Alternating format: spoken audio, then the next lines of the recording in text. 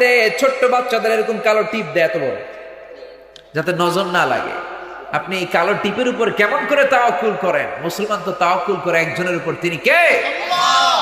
এজন্য বিশ্বনবী বললেন, লা তিয়ারাতা ফিল ইসলাম, ইসলামে কোনো তিয়ারা নাই, ইসলামে কোনো শুভ অশুভ নাই, ইসলামে মঙ্গল অমঙ্গল নাই, ইসলামে অপয়া নাই, ইসলামে কুফা নাই, ইসলামে এই ধরনের কোনো বিষয় নাই। জোরে বলেন ঠিক কিনা? সমাজে একটা প্রচলন আছে কুফা, কিছু হইলে বলে তুই একটা কুফা। ক্রিকেট খেলা দেখতেছে, এক বন্ধু ঘরে ঢুকছে, তুই ঢুকলেই বেটা উইকেট পড়ে, তুই একটা কুফা। জোরে বলেন ঠিক কিনা? আসলে এটা ভুয়া কথা। সে ঢুকলেও উইকেট পড়তো, না ঢুকলেও উইকেট পড়তো। কুফা বলে ইসলামে কিছু নাই। এরপরে বলে শনিবারে বের হওয়া যাবে না, কোনো ভালো কাজে কেউ যদি শনিবারে বের হয়ে যায় তাহলে তার শনি লাগে। এরকম কথা সমাজে আছে না নাই? আল্লাহর দিন সবগুলোই বরকতময়, সবগুলোই সমান। এজন্য মুসলমান কল্যাণ অকল্যাণে বিশ্বাস করে না। মুসলমান বিশ্বাস করে খাইরিহি ওয়া শাররিহি মিনাল্লাহি তাআলা, ভালো হোক মন্দ হোক, কল্যাণ হোক অকল্যাণ হোক, সব কিছু করেন একজন, তিনি কে? আল্লাহ। এরপরে সমাজে বলে অপয়া, কুলক্ষণে। নতুন বউ ঘরে এসে চা বানাতে যে ফ্রিজ ভেঙে ফেলছে, কাপ ভেঙে ফেলছে, কয় বউটা ভালো না রে, বউটা কুলক্ষণে অপয়া। এরকম কথা আছে না নাই? আছে। বউকে তুলে আনতেছে, অ্যাক্সিডেন্ট হয়েছে, বরযাত্রীর গাড়ি, অনেকের হাত ভেঙে গেছে, আহত হয়েছে, তখন কয় বউটা অপয়া, বউটা কুলক্ষণে। এগুলোতে মুসলমান বিশ্বাস করতে পারে না। এরপরে তাবিজেও মুসলমানরা বিশ্বাস করে না। মুসলমান বিশ্বাস করে ঝাড়ফুঁকে। বিশ্বনবী নিজে ঝাড়ফুঁক করতেন। এখন কোরআনই তো ঠিক মতো পড়ে না, ঝাড়ফুঁক করবে কেমনে? সকালবেলা আগে কোরআনের ধ্বনি শোনা যেত, জোরে বলেন ঠিক কিনা? এখন কোরআনের ধ্বনি নাই, কোরআনের তাজবিদ তাহসিন সহকারে সুমধুর তেলাওয়াত নাই। এখন সকাল হতে না হয়তো এই ছেলেগুলোকে স্কুলে পাঠানো হয়, অবশ্যই স্কুলগামী হবে, অবশ্যই শিক্ষা অর্জন করবে, কিন্তু তার আগে কোরআন শিখতে হবে। জোরে বলেন ঠিক কিনা? তাবিজে বিশ্বাস করা যাবে না। বিশ্বনবী অসুস্থ হলে রুকিয়া করতেন, ঝাড়ফুঁক করতেন। আয়াতুল কুরসি শুদ্ধভাবে পড়ে তাজবিদের সাথে যদি পড়ে ফু দেন, জিন ভূত সব পালিয়ে যাবে। জোরে বলেন ঠিক কিনা? রুকিয়া করতেন। বিশ্বনবী নিজে 6 মাস অসুস্থ ছিলেন। লাবিদ ইবনুল আসাম, একজন ইহুদিদের মিত্র, সে বিশ্বনবীকে 6 মাসের ব্ল্যাক ম্যাজিক করেছে। ব্ল্যাক আর ম্যাজিক, কালো জাদু, কুফরি কালাম করে বিশ্বনবীকে অসুস্থ করে রেখেছিল। বিশ্বনবীকে আল্লাহ তাবিজ বাঁধতে বলেন নাই। বিশ্বনবীকে আল্লাহ বললেন, সূরা ফালাক আর নাস নাজিল করে দিলাম, এক একটা আয়াত পড়েন, জাদুর এক একটা গিড়া আমি খুলে দেবো। জোরে বলেন আল্লাহু আকবার। এজন্য বিশ্বনবী যদি কাউকে তাবিজ ঝুলাতে দেখতেন, তাবিজ ছিঁড়তেন। সাহাবারাও তাবিজ ঝুলাতে দেখলে তাবিজ ছিঁড়তেন। তাবিজ শুধু পড়তে পারবে ছোট বাচ্চারা, যারা এখনো কোরআন পড়তে জানে না, যাদের মুখে এখনো বল ফোটে নাই, যারা এখনো চারকুল মুখস্থ করে নাই, যারা এখনো আয়াতুল কুরসি মুখস্থ করে নাই, শুধু তারাই তাবিজ ঝুলাতে পারবে। জোরে বলেন ঠিক কিনা? বড় বড় ছেলে তাবিজ ঝুলা রাখে, গলায় এতদিন, এই হাতে এতগুলা, কোমর এতগুলা, কি জন্য? কয় অসুস্থ। তো এত এত ভারী জিনিস গলায় ঝুলায় রাখলে তোমার পোলা এমনি তো অসুস্থ থাকবে। জোরে বলেন ঠিক কিনা? আরব বিশ্বে তাবিজ নাই। আপনি সৌদি, বাহরাইন, কাতার, কুয়েতে যান, তাবিজ দেখলে ছিঁড়ে ফেলবে। হজ উমরাতে যখন সৌদি আরবের ইমিগ্রেশন পাস করবেন, পুলিশরা এগুলো রেখে দেয়, এরকম দেখে, চেক করে। যদি জিজ্ঞেস করেন কি দেখো, বলে তাবিজ দেখি। পুলিশ যখন তাবিজ দেখবে, আপনিও পুলিশ এরকম দেখবেন। পুলিশ যদি জিজ্ঞেস করে, ওই মিয়া তুমি আমার কি দেখো, আপনি বলবেন আমিও তোমার তাবিজ দেখি। ও যদি আমার তাবিজ খুঁজে, আমিও খুঁজতে পারবো। জোরে বলেন ঠিক কিনা? এজন্য আপনি ঝাড়ফুঁক করবেন। অসুস্থ ব্যক্তির গায়ে সূরা ফাতিহা পড়ে যদি আপনি ফু দেন, অসুস্থ ব্যক্তিকে সুস্থ করে দেয় কে?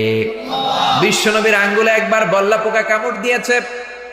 বিশ্বনবী ব্যথায় কাতরাচ্ছেন। মা আয়েশাকে ডেকে বললেন, আয়েশা লবণের পানি গরম দাও। গরম দেয়া পানি আঙ্গুলে ঢালো। মা আয়েশা লবণের গরম পানি ঢালতে আরম্ভ করলেন।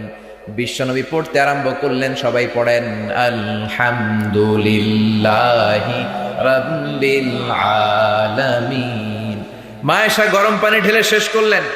বিশ্বনবী সূরা ফাতিহা পড়ে ফু দিয়ে শেষ করলেন। গরম পানি ঢালাও শেষ, সূরা ফাতিহা পড়াও শেষ, আঙ্গুলের ব্যথাও শেষ। মা আয়েশা বললেন, ইয়া রাসূলুল্লাহ, ইয়া হাবিবাল্লাহ, আপনি বিশ্বনবী, বিশ্ব সবার সভাপতি, আখিরি জামানার পয়গম্বর, আপনি যদি সূরা ফাতিহা পড়ে ফু দিতেন তাহলেই তো ব্যথা ভালো হয়ে যেত, আবার লবণের পানি কেন করতে বললেন? বিশ্বনবী ডেকে বললেন, আয়েশা রে, লবণের পানি দিয়ে চিকিৎসা হয়, সূরা ফাতিহার মাধ্যমে শেফা হয়। চিকিৎসার শেফা দুইটার কম্বিনেশনে, দুইটার মিলনে রোগ ভালো করে দেয় কে?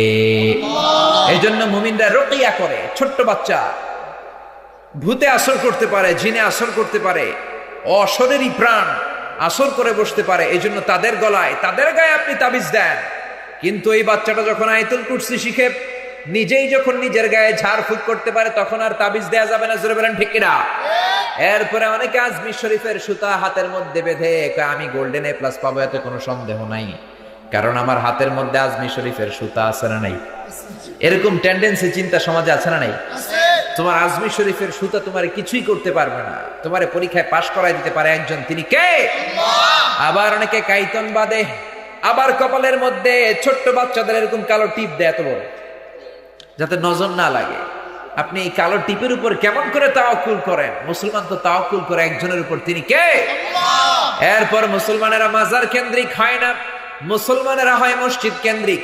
হ্যাঁ, মাজারে যাওয়া যাবে জিয়ারত করার জন্য, তবে যেই লোকটা মাজারের মধ্যে শুয়ে আছে খবরদার ওই লোকটাকে সেজদা দেয়া যাবে না, ওই লোকটার কাছে কিছু চাওয়াও যাবে না। জোরে বলেন ঠিক কিনা? চাইতে হবে একজনের কাছে, তিনি কে? খবরদার।